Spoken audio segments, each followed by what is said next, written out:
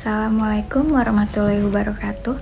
Salam sejahtera dan selamat malam semuanya. Pertama-tama saya mengucapkan terima kasih kepada Bapak Ali Rosyidin selaku dosen pembimbing Bahasa Indonesia Universitas Terbuka. Izinkan saya untuk mengenalkan diri saya. Nama saya Siska Novira. Saya berasal dari UPB JJUT Medan, Prodi Manajemen. Di sini saya akan menyampaikan gagasan saya tentang COVID-19. Pertama-tama, apa itu COVID-19? COVID-19 adalah virus yang menyerang sistem pernapasan. Penyakit akibat infeksi virus ini disebut dengan COVID-19.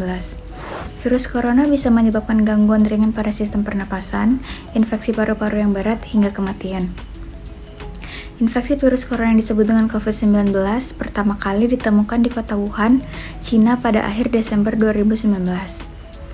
Virus ini menular dengan sangat cepat dan menyebar ke hampir semua negara termasuk Indonesia, hanya dalam beberapa bulan saja. Penyebab virus corona atau infeksi virus corona disebabkan oleh coronavirus, yaitu kelompok virus yang menginfeksi sistem pernapasan. Ada dugaan bahwa virus corona awalnya ditularkan dari hewan ke manusia. Namun, kemudian diketahui bahwa virus corona juga menular dari manusia ke manusia.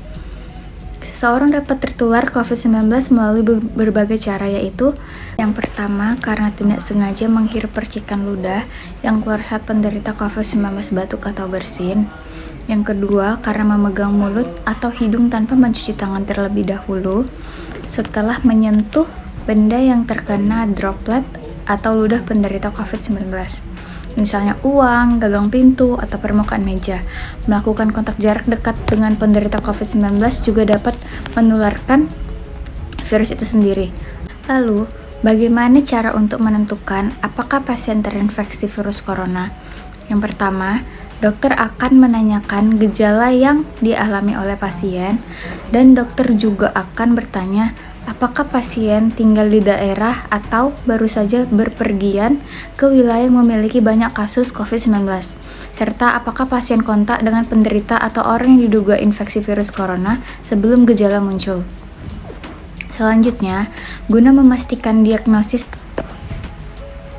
yang pertama dengan melakukan rapid test, yaitu untuk mendeteksi antibodi yang diproduksi oleh tubuh dalam melawan virus corona. Yang kedua, dengan rapid test antigen yang berfungsi untuk mendeteksi antigen, yaitu protein yang ada di bagian tertular virus.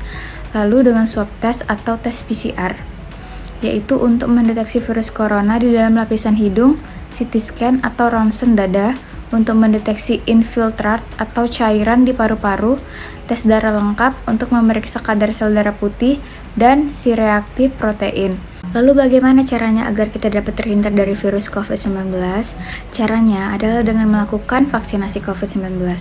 Vaksinasi merupakan cara yang terbaik untuk mencegah COVID-19.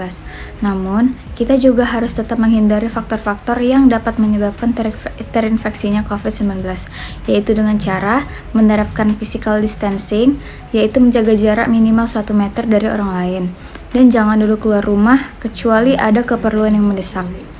Dan jangan lupa menggunakan masker saat beraktivitas di tempat umum atau keramaian, termasuk saat pergi berbelanja bahan makanan atau mengikuti ibadah di hari raya. Dan kita harus juga rutin mencuci tangan dengan air dan sabun atau hand sanitizer yang mengandung alkohol minimal 60% setelah beraktivitas di luar ruangan atau di tempat-tempat umum.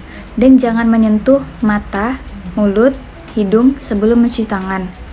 Tingkatkan daya tahan tubuh dengan menjalani pola hidup yang sehat, seperti mengonsumsi makanan yang bergizi, berolahraga secara rutin, beristirahat yang cukup, dan mencegah stres. Hindari kontak dengan penderita COVID-19 atau orang yang dicurigai positif terinfeksi virus corona atau orang yang sedang sakit demam, batuk, pilek, dan jangan lupa tutup mulut atau hidung dengan tisu saat batuk atau bersin. Kemudian, buang tisu-tisu ke tempat sampah, jaga kebersihan lingkungan dan kebersihan rumah, termasuk benda-benda yang sering disentuh. Demikian topik tentang penularan virus COVID-19 yang dapat saya sampaikan. Sekurang-kurangnya saya memohon maaf. Terima kasih atas perhatiannya. Wabillahi taufiq wal hidayah. Wassalamualaikum warahmatullahi wabarakatuh. Terima kasih.